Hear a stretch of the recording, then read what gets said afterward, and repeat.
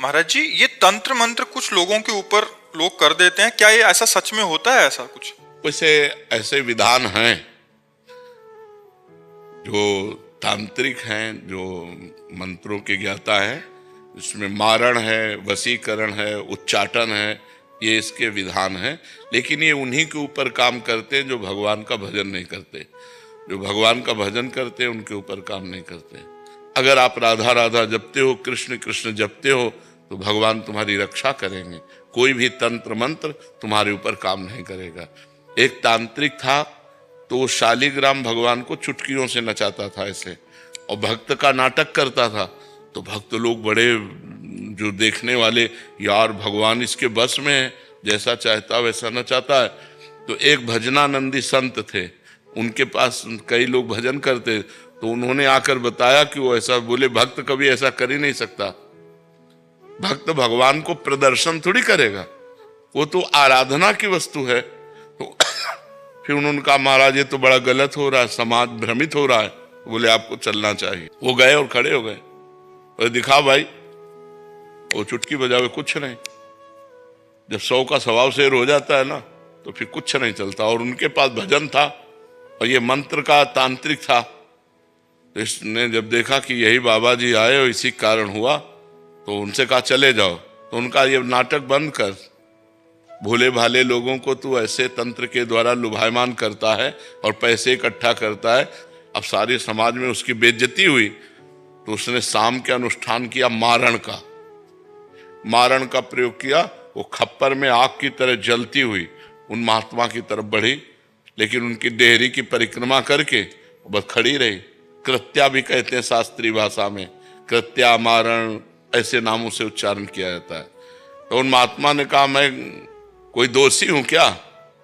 सब में भगवान वास करते, तू भी भगवत स्वरूप है। उसी के द्वारा प्रकट की हुई कृत्या, उसी को जाकर पटक दिया, उल्टी खून की। और जब उन शिष्यों ने कहा, महाराज मर जाएगा, आप कृपा करके चलो, बस राम राम राम राम राम, खत्म कृत्या।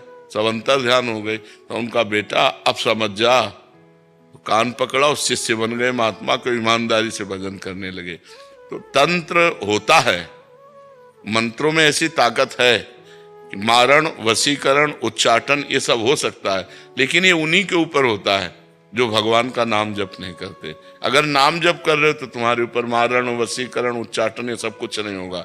भगवान के नाम में अपार सामर्थ्य है। राक्षस लोग बड़े मायावी थे, लेकिन राम राम जपने वाले विभीषण के ऊपर कौन सी माया थी? हनुमान जी के ऊपर कौन सी माया उन्होंने डाल दी? कुछ नहीं कर पाए। सिया जी के ऊपर कौन सी माया डाल दी? जो भगवान में चित्त जोड़े हुए हैं उनके ऊपर माया का कोई प्रभाव नहीं पड़ता है। ये तंत्र मंत्र तो बहुत छोटी सी बात है। एक बड़ा तांत्रिक था, वो सन्यासियों को परेशान करता था। तो धर्म सम्राट करपात्री जी उनके पास गए और कहा, नारायण नारायण नारायण, और कहा जितनी तेरे में ताकत हो अब लगा तंत्र की। चरणों में गिर गया था। बोले आपके ऊपर हमारा तंत्र कोई काम नहीं करेगा। जहाँ नारायण नाम है, राम नाम है, कृष्ण नाम है, राधा नाम है, हरि नाम है, जहाँ पाप करने वाले लोग हैं उन्हीं के ऊपर उनका प्रभाव पड़ता है। ऐसा है कि तुम्हारे ऊपर अगर तंत्र कर दिया जाए तो तुम परेशान हो जाओगे। तुम्हारे ऊपर मारण लगा दिया जाए तो 10 दिन में मर जाओगे। अगर 1 दिन का लगा तो 1 दिन में मर जाओगे, 1 महीने का लगा तो 1 महीने में मर जाओगे। ऐसे हैं, मंत्रों का प्रभाव है।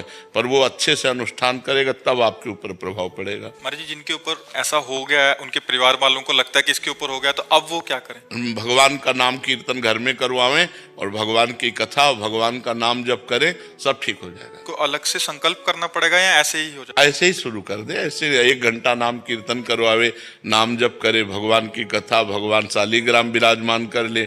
घर में नाम कीर्तन जिसमें होता है, नाम संकीर्तनम यस्य सर्व पाप प्रणाशनम, 1 घंटा नाम कीर्तन करे, कोई भी अमंगल नहीं हो। जी, अभी एक कोई जने आए थे, वो कह रहे थे कि इन पे ऐसा हो गया, तो हमने यही उपदेश दिया कि नाम, कह रहे कि नाम इनसे होता नहीं है नाम जप, और एक नाम सुनते हैं तो फिर बहुत विकल हो जाते हैं। ये मतलब जिन पे ऐसा हुआ है महाराज, वो सुनना भी नहीं चाहते जिसके ऊपर नहीं, तो फिर यही तो दुर्गति है, यही तो दुर्गति है। तो मतलब उनको बिठा के ऐसा, बिठा के जबरदस्ती सुनाना चाहिए, निश्चित खत्म हो। उनको कह रहा है कि इनको कष्ट होता है कि जब नाम, कष्ट, क्योंकि वो मंत्र का प्रभाव है, इसलिए उसके ऊपर है। नहीं तो नाम जप से भूत प्रेत उतर जाए, सब सब सब ठीक हो जाए। नाम जप में बड़ी सामर्थ्य है, बड़ी सामर्थ्य है।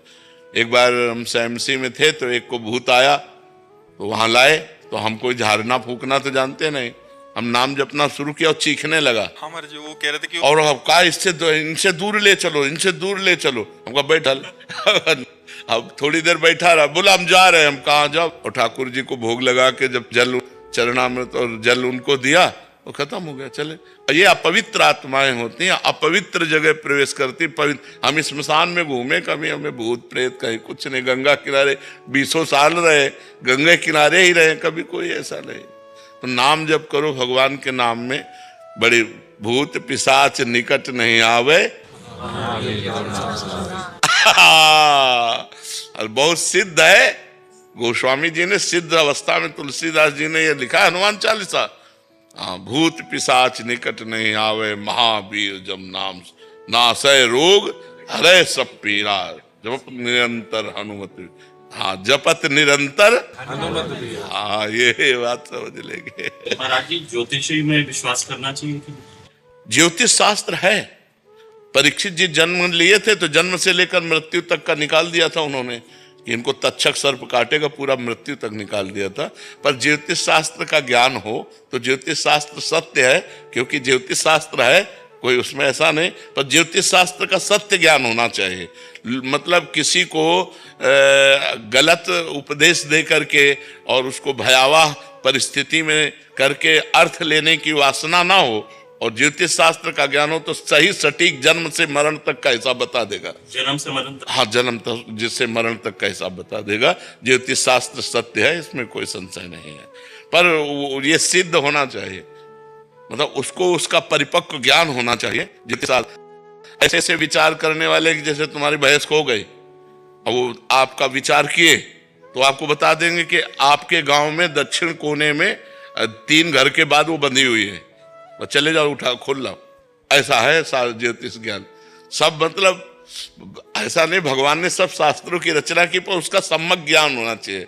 सम्यक ज्ञान होने से ही उसको जैसे हम किसी शास्त्र के अनुमानता, तुम्हारी जी सिद्धि, जैसे किसी के मन की बात पढ़ लेना, या हाँ, ये भी सिद्धियां हैं, ये भी सिद्धियां, ये स्वतः अंदर आ जाती। हाँ, अगर हम वो मंत्र सिद्ध किए हुए हैं तो आप जो ये, अच्छा आपका ये नाम है, आप अमुक जगह से आ रहे हैं, आप ये सोच कर आ रहे हैं, तो आपके होश उड़ जाएंगे।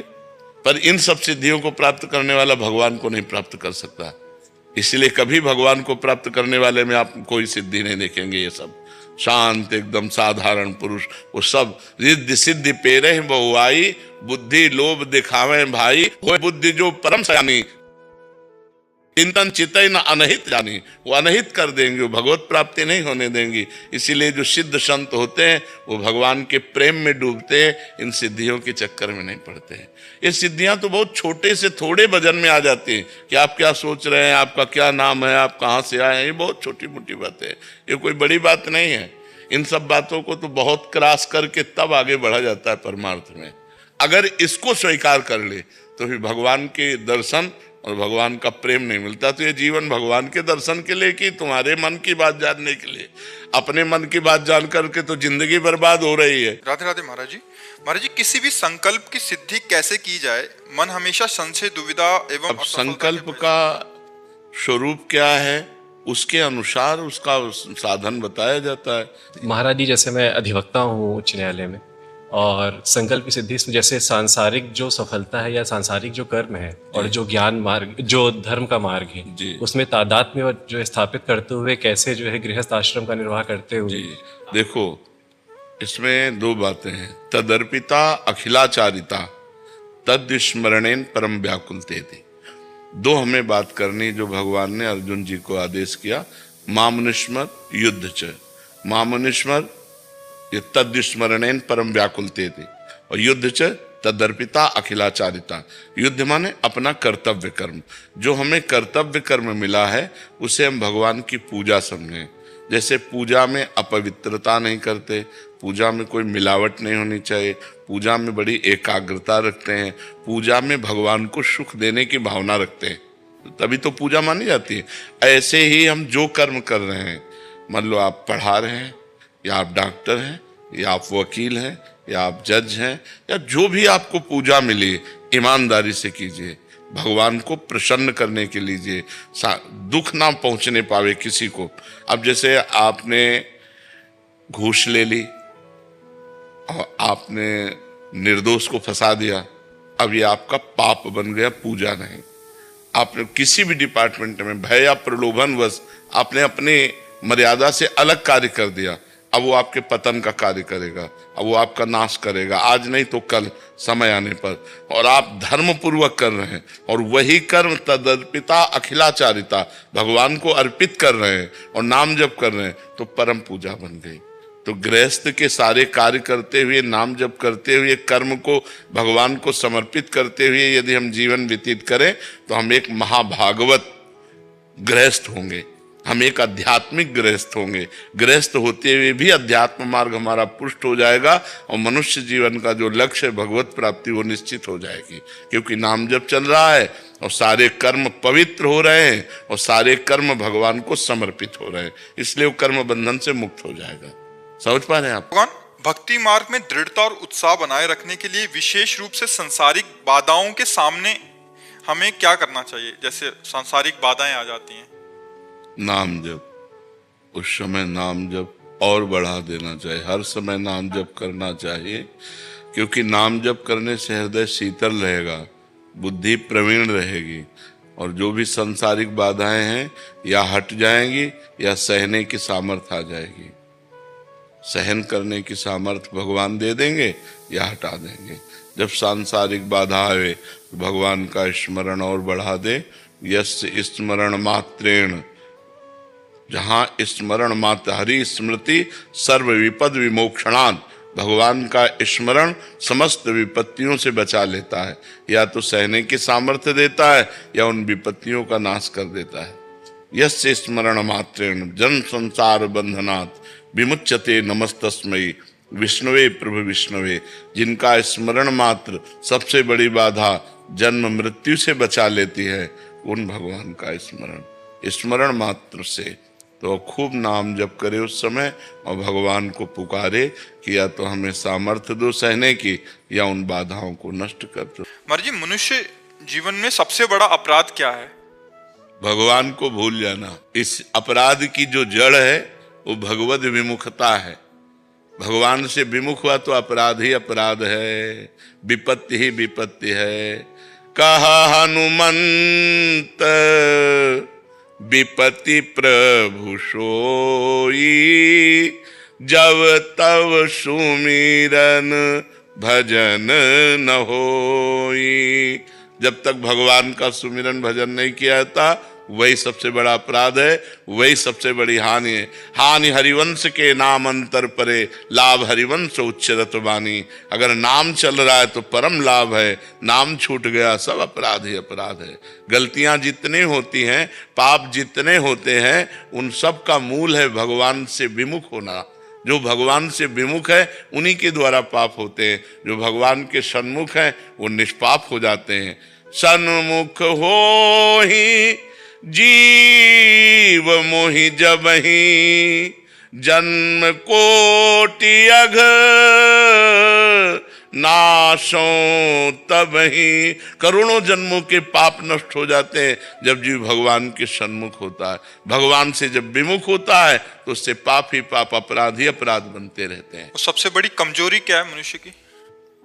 भगवान का बल हृदय में धारण न करना, अहंकार करना, अपने बल का अभिमान रखना सबसे बड़ी कमजोरी है। और सबसे बड़ा बल है भगवान के बल का। प्रविश नगर की जय सब काजा, हृदय राख कौशलपुर राजा। भगवान का हृदय में स्मरण चल रहा है, हर कार्य अपने आप होगा। और वह सबसे बड़ी कमजोरी है अहंकार।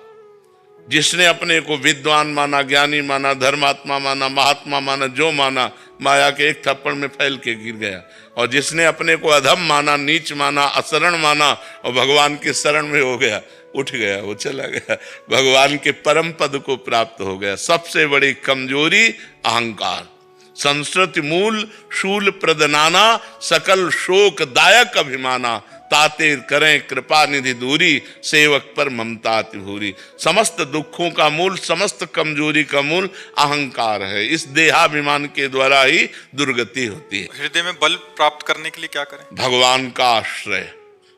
हाँ, भगवान का इतना बल अंगद जी को एक हाथ से उठा दें, ऐसे वीर रावण की सभा में बैठे थे, एक हाथ से ऐसे उठा दे अंगद जी को, लेकिन राम प्रताप सुमिर पन रोपा, भगवान के बल का स्मरण करके अंगद ने ताल मारी और कहा तुम्हारी सभा में कोई वीर हो तो मेरा पैर उठा दे, राम जी वापस चले जाएंगे, सिया जी को हार जाएंगे।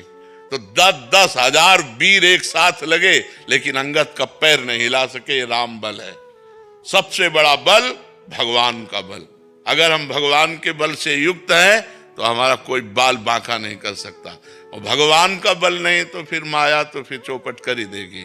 सबसे बड़ा बल भगवान का आश्रय, भगवान का बल, भगवान का सुमिरन करते हुए भगवान के बल आश्रित से रहो, इस माया समुद्र से पार हो जाओगे। भगवान का बल अगर नहीं है तब तो माया परास्ती। प्रभु के आश्रय लेने की प्रथम सीढ़ी क्या है? और संतों का संग, प्रथम भगति संतन कर संगा। अगर भगवान के मार्ग में चलना है तो प्रथम संत महात्माओं का खूब संग करो, और दूसरी रतिमम कथा प्रसंगा, खूब भक्तों के चरित्र सुनो, खूब भगवान के चरित्र सुनो, फिर गुरु चरणों का आश्रय लो, फिर मंत्र जाप आदि करो, तो उससे फिर भगवान के बल की परिपक्वता हृदय में अनुभव में आने लगती है। महाराज जी, जीवन की अंतिम यात्रा में भगवत प्राप्ति किस प्रकार से परमात्मा को प्राप्त करूं महाराज जी? जब हम जीवन भर धर्म से चलते हैं और भगवान का नाम जप करते हैं तो अंतिम समय हमारी हिम्मत नहीं होती कि हम भगवान का नाम स्मरण कर लें, क्योंकि बड़ा दुख का समय होता है। कफ पित्त बात सब बढ़ जाता है, मूर्छा जाती है, भारी पीड़ा होती है। तो जीवन भर जो हम कर्म करते हैं उस समय वही स्मृति में आता है, क्योंकि परिणाम बनेगा ना। और जीवन भर भजन किया है तो अंतिम समय आ जाएगा राधा राधा राधा, अब वो चला गया, भगवान को प्राप्त हो गया। इसीलिए जीवन भर बहुत डरा जाता है कि हमसे कोई पाप न हो, हमारे द्वारा किसी को दुख न पहुंचे, हम अच्छे से भजन करें जिससे हमारा अंतिम फाइनल अच्छा बने। जैसे साल भर बच्चा पढ़ता है तो फाइनल के लिए ही तो पढ़ता है कि हमारा फाइनल अच्छा आवे, और वही बुद्धिमान है जो फाइनल के विषय में सोचे। आजकल फाइनल के विषय में नहीं सोचते, आजकल वर्तमान के विषय में सोचते हैं, फाइनल पर नहीं सोचते, परिणाम को नहीं सोचते। बुद्धिमान पुरुष वो है जो परिणाम को सोचे, कल को सोचे कि आज हम ऐसा कर रहे हैं तो कल हमारा कैसा होगा। तो ऐसे ही जो जीवन भर धर्म से चलते हैं, भजन करते हैं, तो अंतिम समय भगवान उनकी स्मृति बन जाते हैं और वो भगवान को प्राप्त होते हैं। और जो भगवान से जुड़े नहीं हैं, चित्त भगवान में नहीं जोड़ा, भगवान के शरणागत नहीं हुए, तो फिर उनको अंतिम समय संसार का चिंतन होता है। जैसे भरत जी महाराज भगवान की प्राप्ति के लिए, ऋषभ देव जी के पुत्र भरत जी महाराज भगवान की प्राप्ति के लिए अपने राज्य को छोड़ा, अपने पुत्र परिवार को छोड़ा, और गंडकी नदी के किनारे एकांत में भजन करने लगे। एक दिन एक हिरनी गर्भवती थी, वो जल पीने के लिए आई, सिंह ने दहाड़ मारी, वो उसने छलांग लगाई तो गर्भ परिपक्व हो चुका था, तो वो योनि के द्वार से जलधारा में गिर गया। वो दौड़कर उस बच्चे को उठाए, अब उससे इतना प्यार कर लिया बच्चे से कि बस बच्चा ही चिंतन में आने लगा। तो अंतिम समय जब प्राण त्याग रहे थे तो हिरण का चिंतन हो गया, अगला जन्म हिरण बन गए। फिर उनको सावधानी हुई हिरण के शरीर में, और फिर भजन किया तो जड़ भरत जी के रूप में ब्रह्मबोध संपन्न महापुरुष के रूप में जन्मे। तो ये बहुत सूक्ष्म विषय है कि हमारा अंतिम चिंतन भगवान का बन जाए। ये केवल भगवान की कृपा से ही संभव है। इसलिए खूब नाम जप करे, भगवान की कथा सुने, भगवान का चिंतन करे, जिससे हमारा अंतिम समय भगवान का चिंतन हो जाए।